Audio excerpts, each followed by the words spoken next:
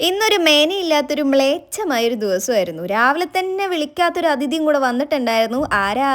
Periods. ഇന്ന് I am literally craving for some comfort food. Crave ചെയ്തിട്ട് കാര്യമില്ല, നമ്മൾ തന്നെ ഉണ്ടാക്കണം. So let's make my comfort food. ഇപ്പോഴത്തെ എൻ്റെ കംഫർട്ട് ഫുഡ് എന്താണെന്നറിയോ? ചോറും പൊട്ടറ്റോ ഫ്രൈയും ദഹി തഡ്ക്കയും. ദഹി തഡ്ക്ക എന്നൊക്കെ പറഞ്ഞു കഴിഞ്ഞാൽ മോര് കാച്ചിയത്. ഹിന്ദിക്കാരുടെ റെസിപ്പി കണ്ട് പഠിച്ചുകൊണ്ട് തന്നെ ഇപ്പം ഞാൻ അതിനെ അങ്ങനെയാണ് വിളിക്കാറുള്ളത്. ചോറ് ഞാൻ ഇൻഡക്ഷനിൽ വെക്കും, പക്ഷെ കറികളൊന്നും എനിക്ക് ഇൻഡക്ഷനിൽ ഇപ്പോഴും വെക്കാൻ അറിയില്ല. ഈ കോട്ട എന്താ സംഭവം എന്നറിയോ? ഞാൻ ഏറ്റവും കൂടുതൽ ഈ അടുക്കളയിൽ നിൽക്കുന്ന ടൈമിലാണ് കമന്റ് ബോക്സ് ഒക്കെ വായിക്കാറുള്ളത്. അതിൽ വല്ലവിടെ ഒരു നെഗറ്റീവ് കമന്റ് കണ്ടു കഴിഞ്ഞാൽ പിന്നെ എനിക്ക് ഭയങ്കര ഫ്രസ്ട്രേഷൻ തുടങ്ങും. ആ ഫ്രസ്ട്രേഷൻ വരുന്ന ടൈമിൽ നോക്കാൻ വേണ്ടി എഴുതി വെച്ചിരിക്കുന്നത് ചില ഊച്ചാളികളുണ്ട്. എല്ലാ വീഡിയോ കാണുകയും ചെയ്യും, എല്ലാത്തിലും നെഗറ്റീവ് കമന്റ് ഇടുകയും ചെയ്യും. ഞാനായാലും നിങ്ങളായാലും അങ്ങനെയുള്ള ഊച്ചാളികളെ കാണുമ്പോൾ വായിക്കേണ്ട കോട്ടാണ് അത്. കത്തി കണ്ട് ആരും ഞെട്ടണ്ട, എനിക്കൊരു കത്തി കളക്ഷൻ തന്നെ ഉണ്ട്. എല്ലാം 3 സെറ്റാണ്. ലിങ്ക് ഇവിടെ കൊടുക്കുക. എന്തിന് ക്ഷാമം വന്നാലും ഈ വീട്ടിൽ കത്തിക്ക് മാത്രം ഒരു ക്ഷാമം ഉണ്ടാവില്ല. കത്തികൾ ഇത്രയുണ്ടെന്ന് പറഞ്ഞിട്ട് എന്താ കാര്യം? കട്ട് ചെയ്യാനായിട്ട് ഞാൻ യൂസ് ചെയ്യാറുള്ളത് ഇത് തന്നെയാണ്. ഉപ്പേരിക്കും ഫ്രൈ ചെയ്യാനും അങ്ങനെ വെജിറ്റബിൾസ് പല പല രീതിയിൽ അരിയാൻ പറ്റും. കണ്ടില്ലേ, എളുപ്പത്തിൽ കാര്യം കഴിയും. വലിയ വലിയ പീസായിട്ടും ചെറിയ ചെറിയ പീസായിട്ടും ഗ്രേറ്റ് ചെയ്തും സ്ലൈസ് ചെയ്തും അങ്ങനെ പല പല രീതിയിൽ അരിയാൻ പറ്റും. ഇഷ്ടംപോലെ അറ്റാച്ച്മെന്റ്സും ഉണ്ട്. മുകളിൽ വെച്ച് ചെയ്ത് കഴിഞ്ഞാൽ ആ ട്രേഡ് അത് തന്നെ എല്ലാം കിടക്കും. കിച്ചണിൽ വാങ്ങിക്കഴിഞ്ഞാൽ എന്തായാലും വെറുത്തായിട്ടുള്ള സാധനമാണ്. ഏതാണ്ട് 1 വർഷത്തോളം ഞാൻ വീട്ടിൽ യൂസ് ചെയ്തുകൊണ്ടിരുന്ന സാധനമാണ് ഇത്. പക്ഷേ ഇന്നാണ് തലയിൽ ആപ്പിൾ വീണ പോലെ ഇതിന്റെ നാക്ക് എനിക്ക് കിട്ടിയത്. സാധനം വെച്ചിട്ട് ഈ അറ്റത്ത് പിടിച്ചങ്ങോട്ട് കൊട്ടി കഴിഞ്ഞാൽ തീരാവുന്ന പ്രശ്നമുള്ളൂ. പക്ഷെ ഞാൻ അതിന്റെ മുകളിൽ കമ്മെന്ന് കിടന്നൊക്കെയാണ് ചില സമയത്ത് സാധനം കട്ട് ചെയ്യാറുള്ളത്. ഞാൻ ഈ കുക്കിംഗ് വീഡിയോ ഇട്ട് കഴിഞ്ഞാലോ അല്ലെങ്കിൽ ഞാൻ കുക്ക് ചെയ്ത സാധനങ്ങൾ ആർക്കെങ്കിലും ഒക്കെ കാണിച്ചു കൊടുത്തു കഴിഞ്ഞാൽ എല്ലാവർക്കും ഭയങ്കര ഒരു അതിശയമായിട്ടാ ഞാൻ കുക്ക് ചെയ്യുമോ ചോദിച്ചിട്ട്. പക്ഷെ ഒരു കാര്യം പറയട്ടെ,